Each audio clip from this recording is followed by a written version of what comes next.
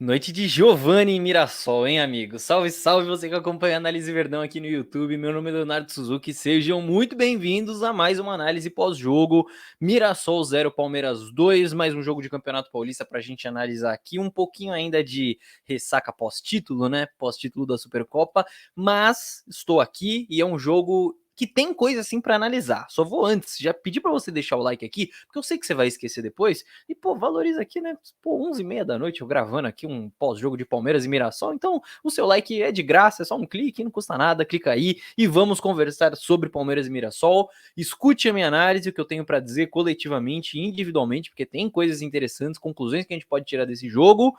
E depois você comenta aqui embaixo a sua opinião também, a sua análise. Fechou? E a gente troca uma ideia. Vamos lá. Por que tem coisa interessante da gente analisar? Porque o Abel entrou com o time reserva, né, que é super compreensível pelo jogo que passou e pelo jogo que virá contra o Santos no próximo fim de semana.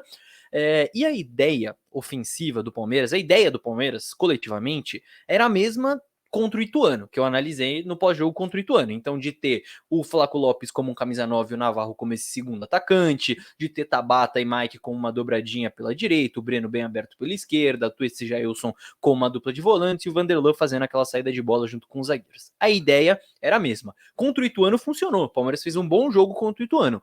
Contra o Mirassol, do início, a ideia não funcionou. O primeiro tempo do Palmeiras foi absolutamente sofrível. Foi talvez o pior tempo do Palmeiras no ano até aqui.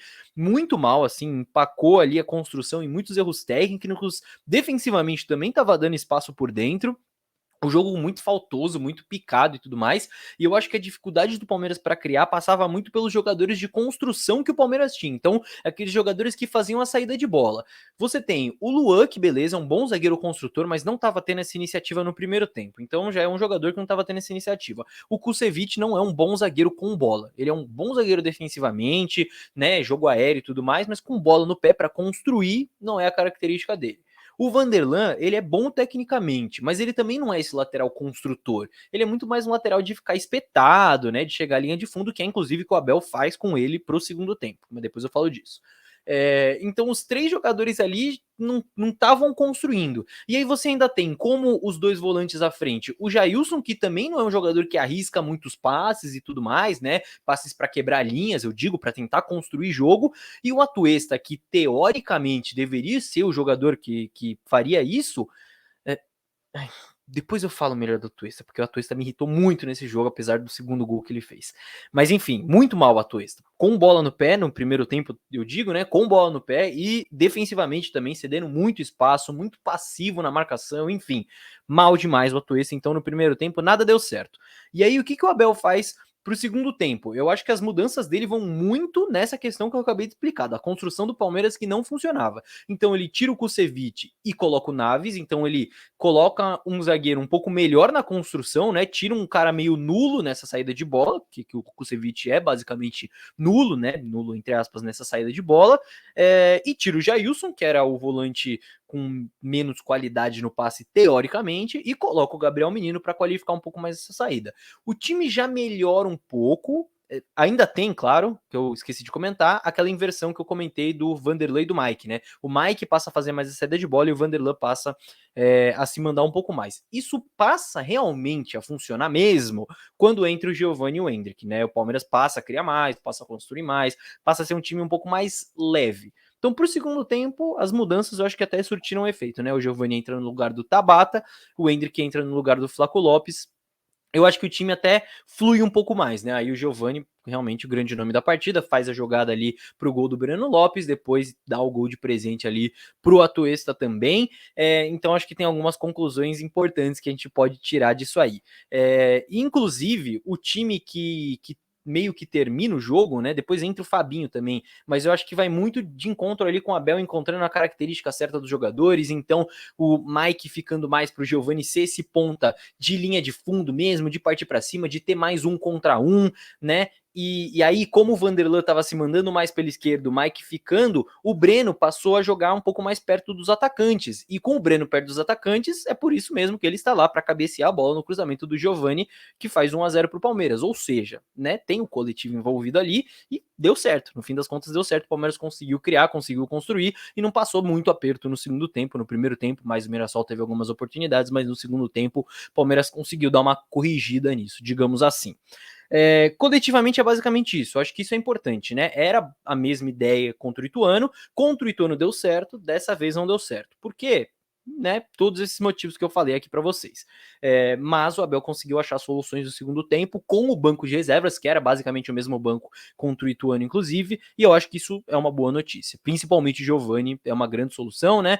Passou por lesões e tudo mais. Eu acho que vai gradualmente ganhando cada vez mais minutos e tem tudo para se tornar basicamente um reserva imediato nesse Palmeiras ali pela ponta. É um jogador realmente muito bom. Mas vamos falar de destaques individuais, porque tem coisa importante pra gente falar aqui. Primeiro, destaques negativos. No primeiro tempo, todo mundo. Tá? Você tem que concordar comigo. No primeiro tempo, todo mundo. Mas no geral, acho que o Kusevich foi mal, o Flaco foi mal, mas quem eu quero destacar mesmo aqui é o Atuesta. E tá ruim agora de falar isso, porque ele fez o golzinho no final, o pessoal animou e tudo mais. Só que mesmo antes do gol, antes dele fazer o gol, eu tava preparado para vir aqui para descascar o Atuesta. Mas eu vou ter calma, né? Cabeça fria, como diz o nosso Abel. E a gente precisa conversar sério sobre o Atuesta, porque o negócio é o seguinte: todos os jogadores que não foram tão bem hoje, eles tiveram também a mesma oportunidade contra o Ituano e foram bem. Então o Navarro jogou bem contra o Ituano. O Tabata jogou bem contra o Ituano. O Mike jogou bem contra o Ituano. O próprio Kusevich, enfim, teve jogadores aproveitaram a oportunidade jogando com esse time reserva contra o Ituano. O Atuesta foi muito mal contra o Ituano. E hoje, contra o Mirassol, mais uma vez eu não gostei do Atuesta. Eu comentei, com bola, ele não é o jogador que prometia ser para essa saída de bola do Palmeiras, e sem bola, ele é um jogador muito passivo, que deixa muito espaço, que tem uma velocidade de recomposição muito atrasada dos outros jogadores, e a gente não pode mais falar que o Atuesta não tá na posição certa, que assim, o Atuesta já jogou em todas as posições possíveis nesse meio campo, inclusive contra o Mirassol, prestem atenção nisso. Ele começa jogando junto com o Jailson de 8, né, digamos assim, o Jailson era o 5, o Atuesta era o 8, então um segundo volante, um volante que sai um pouco mais pro jogo, enfim. Depois, sai o Jailson e entra o Gabriel Menino. O Atuesta passa a jogar um pouco mais de 5, então ele passa a ser esse volante mais de ficar na base da jogada, de tentar, né, trocar o corredor, e o Gabriel Menino saindo um pouco mais. E depois, o Abel tira o Navarro e coloca o Fabinho, e o Atuesta avança um pouco mais, então ele passa a jogar de meia, de 10, teoricamente, enfim, mais próximo dos atacantes. Então jogou de 5, de 8 e de 10 no mesmo jogo. E ele fez o gol, beleza. Pô, tomara Deus que esse gol dê confiança para ele, e, né? Enfim, ele passe a jogar melhor e tudo mais. Mas se tem uma notícia ruim, eu acho que é o Atuesta, cara, porque as duas chances que ele teve, para mim, ele não aproveitou, nem contra o Ituano e nem contra Mirassol. O Navarro aproveitou contra o Ituano, o Tabata aproveitou contra o Ituano. Então a gente pode dizer que, pô, hoje, né, sei lá, ressaca do jogo, de ressaca do título e tudo mais, beleza. Mas o Atuesta, nessa temporada, ele ainda, para mim, ele ainda não chegou. Então, é complicado. Quero saber a opinião de vocês aí nos comentários se vocês concordam comigo. Destaques positivos. Principalmente Giovani ganhou o prêmio de craque do jogo, já falei sobre ele, não vou me repetir. Breno Lopes fez o gol. Breno Lopes é aquilo, né, cara? A gente sabe qual que é o limite dele, tecnicamente falando, mas ele sempre entrega esse limite, ele sempre cumpre, né? E isso é legal. Acho que o Naves entrou bem, né? Cumpriu o que ele foi designado a fazer, entrando no lugar do Kusevich, tudo aquilo que eu expliquei já para vocês. Enfim, acho que tem alguns pontos positivos legais aí desses jogadores. E como eu disse, é um jogo que acho que tirar conclusões é muito forte, mas é um jogo que dá algumas pistas interessantes pra gente ao longo da temporada de quem pode ser aproveitado, quem pode ser mais aproveitado, quem pode ser menos aproveitado, quem vai acabar perdendo oportunidades, enfim. E o Paulista, no fim das contas, é para isso, né? A gente pede tanto para usar Paulista de teste e tudo mais. É isso que o Abel tá fazendo e é isso que tem que fazer no fim das contas, mesmo que dê errado os testes. testar é no Paulista. Então é isso que ele tá fazendo. Mudou o Navarro de posição, Tabata joga aberto, joga por dentro, joga Giovani, joga Breno aberto, Breno por dentro, Vanderlan no corredor, Vanderlan construindo, Mike a mesma coisa, joga Naves, joga Fabinho, enfim, é pra testar. No fim das contas é isso. Paulistão é pra testar jogador e pra ganhar clássico. Contra o Mirassol, testamos jogador e ganhamos. Agora tem que ganhar o clássico contra o Santos no sábado. Certo, rapaziada? No fim das contas, é isso. Não quero me estender muito mais. Quero saber a opinião de vocês aqui nos comentários.